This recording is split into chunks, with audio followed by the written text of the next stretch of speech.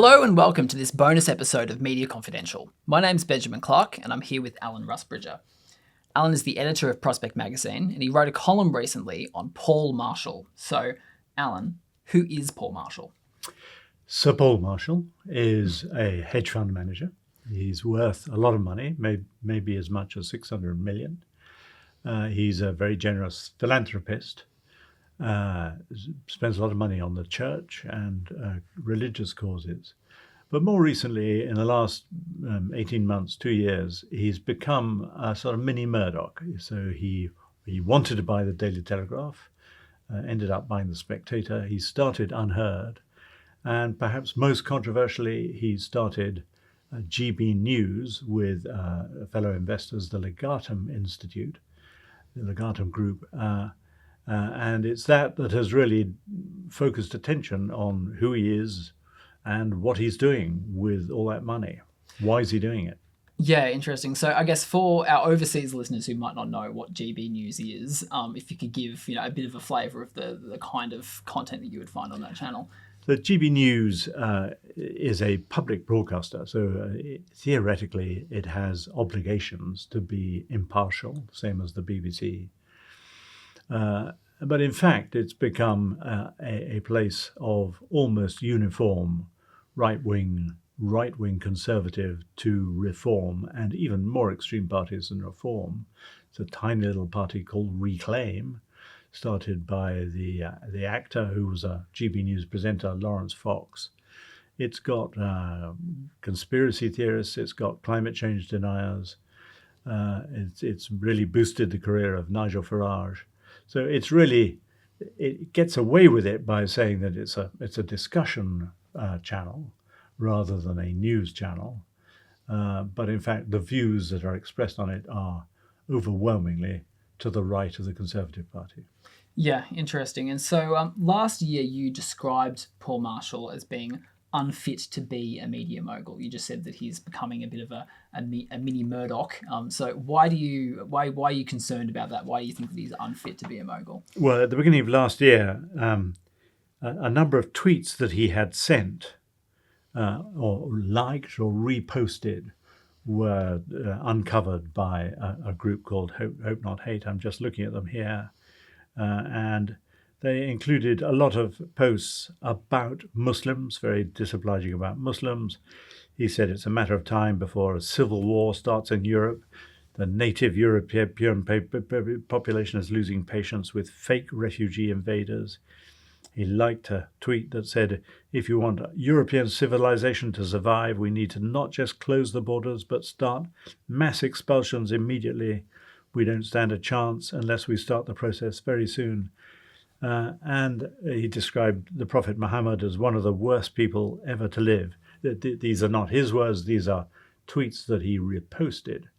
I think he was intensely embarrassed when this was revealed and said, well, this doesn't really represent my views. This is a small proportion of tweets that I have retweeted.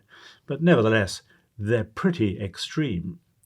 And if that gives you any kind of insight into his thinking or the kind of views that by retweeting he wanted to amplify, then I think it's disturbing. Yeah, interesting. And so more recently, Marshall has made a speech at Oxford where he's hit out at the BBC, the public broadcaster. What did he say about the BBC and what do you make of it?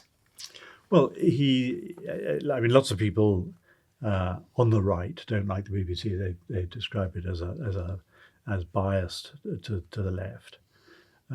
He describes it as the state propaganda arm of the government, which is fairly extreme. And he says it should basically be sold off or broken up. There's a unit of the BBC called BBC Verify, which is essentially a fact-checking unit. He calls that an abuse of taxpayers' money, calls for that to be closed down. So he's very, very hostile to the BBC because he thinks, as an ultra-wealthy hedge fund manager, that the BBC is staffed by lefty, metropolitan elite, the sort of people he hates, although you have to point out that he is a privately educated Oxford graduating hedge fund manager which to some people would classify him as part of a metropolitan elite, if not the metropolitan elite that he claims to hate. Yeah, interesting. And so in this speech that he made to Oxford, he described you as one of the biggest advocates of censorship and control, alongside Hillary Clinton, Plato, and the EU's Ursula von der Leyen. Quite the statement. How do you respond to this charge, Alan?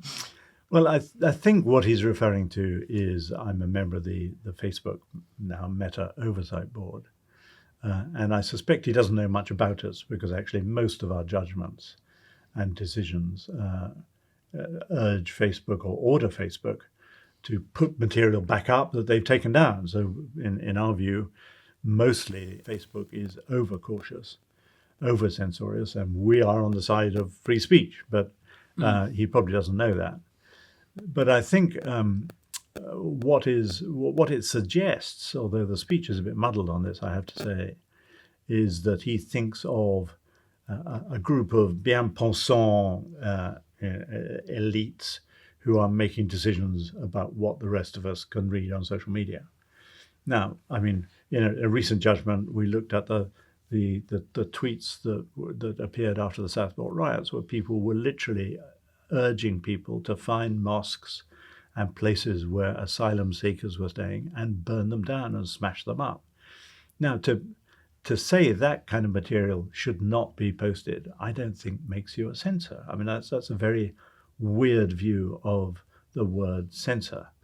And the speech really doesn't clarify whether he's right on the side of the sort of Elon Musk absolutists, absolute free speechers, or the J.D. Vances, or whether he believes in some kind of control. I mean, elsewhere in his speech, he berates the big social media platforms for having carte blanche to publish anything, suggesting that they should have responsibility. So this word censor is a favorite one in the sort of Trumpite right. But it doesn't really hold up to scrutiny, I don't think. He's talking about censorship and control, seemingly in this context of the online sphere. You know, you're talking about your role in the Meta Oversight Board. But I guess to bring us back to GB News and to the British media here, and particularly the right-wing British media, you know, how might some of these issues of free speech versus censorship apply? So, you know, on the one hand, you know, there's Ofcom, the regulator, who has a role in regulating, you know, what some of these platforms are able to say. You've mentioned that there's, you know, GB News presents itself as a discussion program in order to perhaps get away with saying a bit more than something like the BBC, which has more strict rules around these things. So how do you see this playing out in terms of, you know, free speech versus, you know, preventing harm or preventing controversy, or, you know, some of the norms and rules that surround broadcasting in this country? Well, the curious disjunction is between his analysis. The first third of the speech talks about how the British press is mainly right-wing, the BBC, in his view, is mainly left-wing. It's all too tribal. And so you would think the answer to that would be GB News would appear as a broadcast station that was down the middle, escaped those tribal things and maybe had a useful purpose in binding up a nation that is otherwise too polarized. Of course, the opposite has happened, that he's actually gone to the right of most newspapers, and I mean, the staff of presenters ranging from Jacob Rees-Mogg and Nigel Farage to Neil Oliver to these crazy people like Dan Wootton and the Reverend Calvin Robinson. I mean, it's a very, very strange lineup if you believe that the media environment is too tribal. Now, Ofcom have tried to rather feebly and late in the day take him to court, take him to task for this. He's responded by taking them to court and won on at least one of these judgments. And so there is a bit of a test case as to how far you can go in really presenting a monocultural political view. As I say, he says, well, look, it's about discussion, it's not about news, and therefore we should be allowed it. But there's no question that it is I mean, it's proving very popular in the way that populists are, but it is promoting an area of politics and an area of views that is pretty right-wing, and I think is helping the support of reform. Why does this matter? Well, in the same speech, he says that by 2028, he thinks Sky News will give up broadcasting news in this country, and it'll just be GB News and the BBC. So that's why we have to take him seriously, that he is a mini-Murdoch, and he is playing the long game. He's losing a lot of money on GB News at the moment.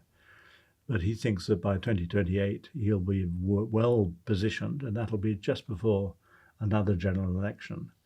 And he, I think, will play a very significant part in influencing voters at that point.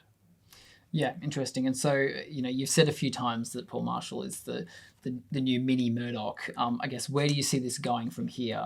Famously in your previous career at the Guardian newspaper, you went after Murdoch in various ways in terms of investigations and scrutinising his behaviour.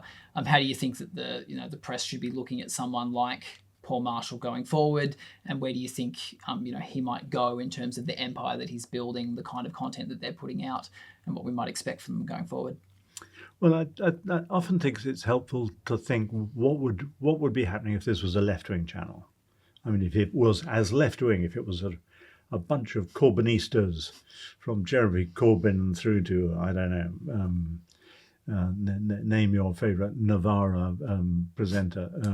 We had the episode with Ash Sarkar recently. So if you had from Jeremy Corbyn to Ash Sarkar, claiming to be impartial and operating under so-called impartiality rules, there would be an outcry. People would say this was just socialist propaganda, and I think that journalists ought to take this as seriously, and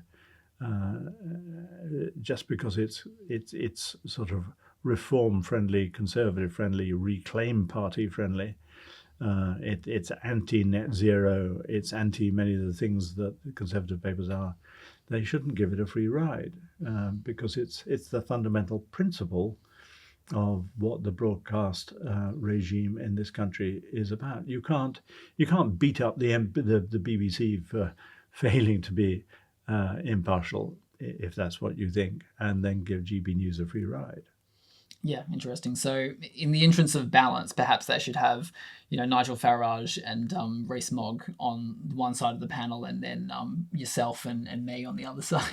Well, that would be what most people think of as impartial, and nobody could protest that. I mean, if he was putting his money, his tens of millions of pounds, into that kind of balanced panel, nobody could possibly object. That would be an addition to the media ecosystem that we have at the moment.